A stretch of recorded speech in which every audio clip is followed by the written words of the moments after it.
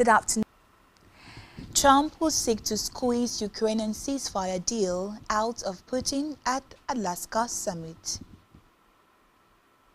Germany tells Israeli government to stop West Bank settlement construction. Floods and landslides in India, Kashmir kills 60 and over 200 still missing. We'll bring you details of the stories and more right after the breather.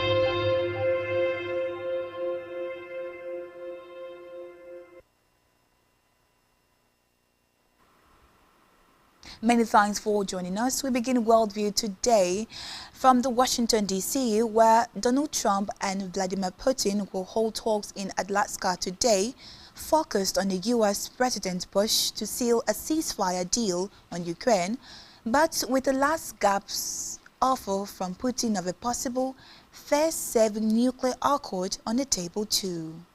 The meeting of the Russian and U.S. leaders at a Cold War era based in Alaska will be their first face-to-face talks since Trump returned to the White House. Ukrainian President Vladimir Zelensky, who was not invited to the talks, and his European allies fear Trump might sell Kiev out and try to force it into territorial concessions. Meanwhile, Trump is pressing for a truce in a 3.5-year-old war that will bolster his credentials as a global peacemaker worthy of the Nobel Peace Prize. For Putin, the summit is a big win before it even starts, as he can use it to say that years of Western attempts to isolate Russia have unveiled and that Moscow has been freed. Let's look at what for a ceasefire deal to break out between Putin and Zelensky. According to the Kremlin has released a 5-hour schedule of what will happen in the meeting. First, Donald Trump and Vladimir Putin with their interpreters will engage in a one-on-one session. Second, each side will be flagged by 5 senior officials to engage in further discussions. And lastly, there will be a joint press conference after the meeting. What are Russia's major demands? Number 1. Russia demands a full withdrawal of Ukrainian forces from regions claimed by Russia, specifically part of Donetsk, Luhansk, and Zaporizhzhia. They also demand a formal international recognition of Russia's sovereignty over Crimea, Donbas, Zaporizhzhia, and Kherson. Putin also said that Kiev will have to officially notify Moscow that it was abandoning plans to join the US-led NATO military alliance and that it intended to remain neutral and non-aligned. In addition, Putin said that the rights and freedoms of Russian speakers in Ukraine would have to be ensured and that the reality is that Crimea, Luhansk, Donetsk, Zaporizhzhia, and Kherson were now part of Russia. He also emphasized on the right for Russian-speaking Ukrainians and denatification recognition of Russia as an official language in Ukraine and protection of Russian speakers' rights. Let's look at Ukraine's key terms for peace. Number 1. No territorial concession. Ukraine firmly rejects any ceding of territory, including Crimea, Donetsk, Luhansk, Zaporizhzhia, or Kherson, as a non-negotiable line. President Zelensky has explicitly declared Ukraine won't reward aggression with land. Secondly, an immediate ceasefire as a prerequisite for peace negotiation must begin only after a full reciprocal ceasefire is established. Kiev proposes monitoring by international actors like the US and EU with 30-day rolling extensions. Also, Ukraine demands a compensation and reconstruction funding.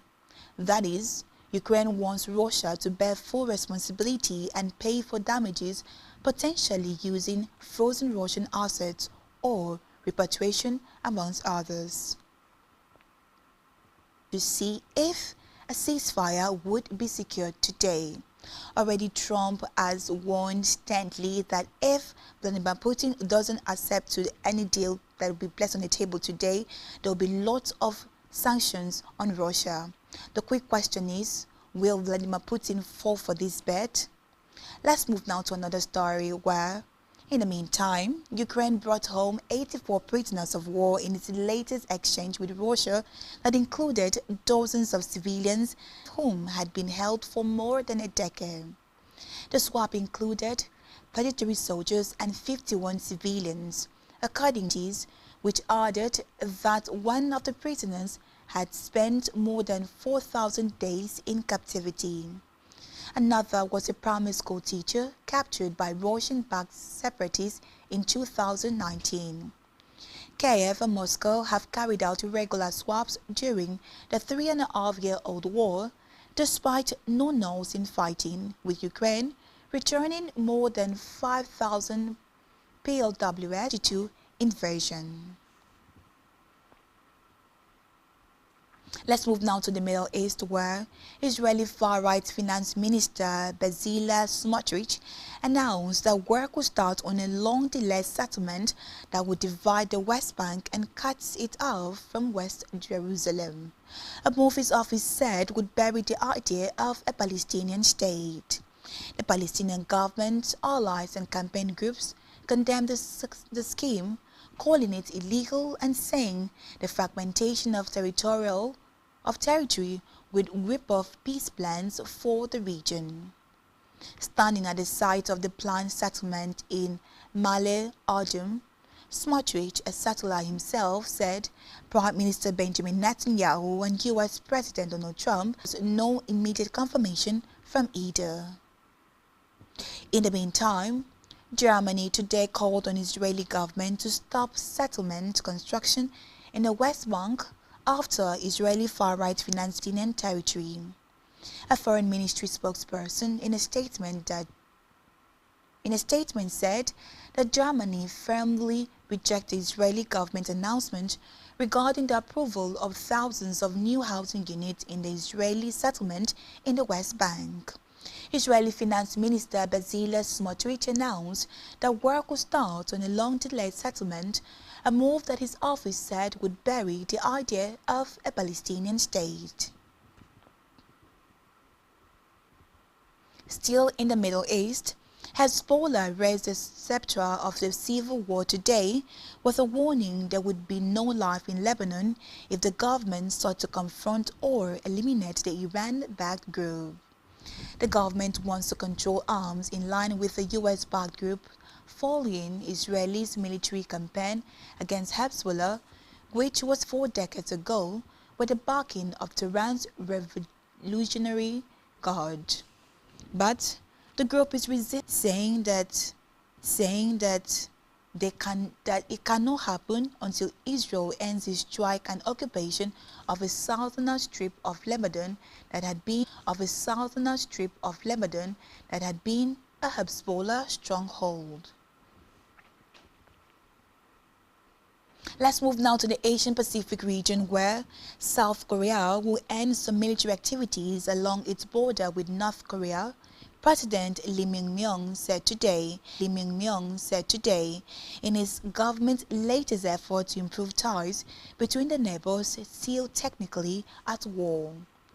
In a speech to mark the 80th anniversary, the pact was signed at an inter-Korean summit in 2018, but broke down as cross-border tensions spiked. Meanwhile, How Pyongyang would respond to Seoul's latest overturn as cross-border tensions spiked.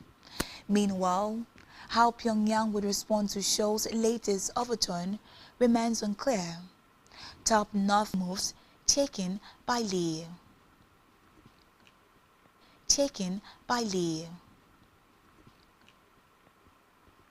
Let's move now to India, where Indian Prime Minister Narendra Modi has urged the country today to move towards more self-reliance, manufacture everything from fertilizers to jet engines and EV batteries, and also vow to protect farmers in the face of a trade conflict with Washington. With the punishing tariff imposed on India's exports by U.S. President Donald Trump. With the punishing tariff imposed on India's exports by U.S. President Trump, though it is expected to hurt the fastest growing major economy. Modi announced lower goods and services taxes from October, a move that could help boost consumptions. He also announced India would set up a new defense system called Sudarshan Chakra in the aftermath of India's four-day military conflict with Pakistan in May. He did not, however, elaborate, but the government shovels and earth movers to search for survivors under boulders and debris today, a day after sudden floods triggered by heavy rains killed at least 60 people and left 200 others missing. Gushing mudslide and floodwaters inducted the village of Jasoti on Thursday, washing away pilgrims who had gathered for lunch before trekking up the hill for a popular religious site. Bags amid broken electric poles and mud today as rescue workers use ropes and cross makeshift bridges in an attempt to extricate people.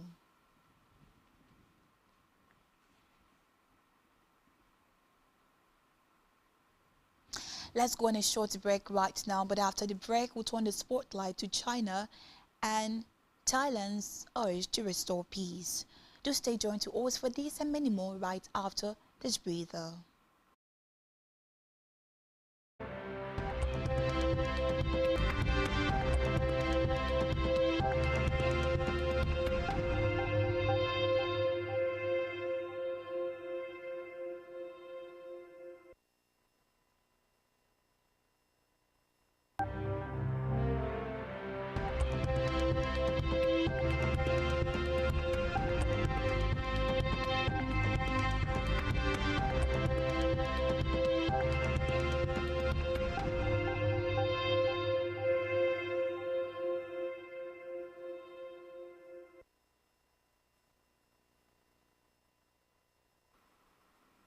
Many thanks for staying tuned. We turn the spotlight to China, where a Chinese foreign ministry in a statement said today that it summarized an earlier trilateral meeting where China and Cambodia are in talks trying to ensure that there is a lasting peace at their border as soon as possible. In a statement, China reiterated its support for the Southeast Asian nation to achieve a sustainable ceasefire clashes in their long-running border dispute in more than a decade. China's Foreign Minister Wang Yi met his Thai and Cambodian counterpart for a discussion. In the meantime, Chinese Defense Ministry accused Philippine Coast Guard vessels today of dangerous maneuvers in response to reports of a collision earlier this week between two Chinese vessels near Scarborough Shoal. In the disputed South Philippine vessels' actions seriously endangered the safety of Chinese vessels and personnel. Jiang neither confirmed nor denied that there had been a collision involving two Chinese vessels on Monday. In a sad development, charcoal flames that have already killed 7 people and burnt a surface area the same size as London. Virginia Bakuns, Director General of Emergency Services, said a 12-day heat wave and southerly winds meant firefighters were facing another challenging day in one of the worst summers for fires in the past 20 years. In the southern part of the country, the situation is extremely worrying. In Galicia, several fronts have joined together to form an even bigger blast, forcing the closure of highways and rail services to the region. The fires in Orense province in Galicia spread to the neighboring province of Zamora, while many people were evacuated. National on suspicion of spying for the country, an attempt to destabilize the African nation. In a statement read on national television, today, the junta alleged that young Vizilia is yet to comment on the accusation. Its pictures was also broadcast by the military government. Broa Subantios free meals program so far. Local authorities said that the meals have temporarily been suspended in Swenjeng in central Java as food samples are being tested for contamination. The program, which cost an estimated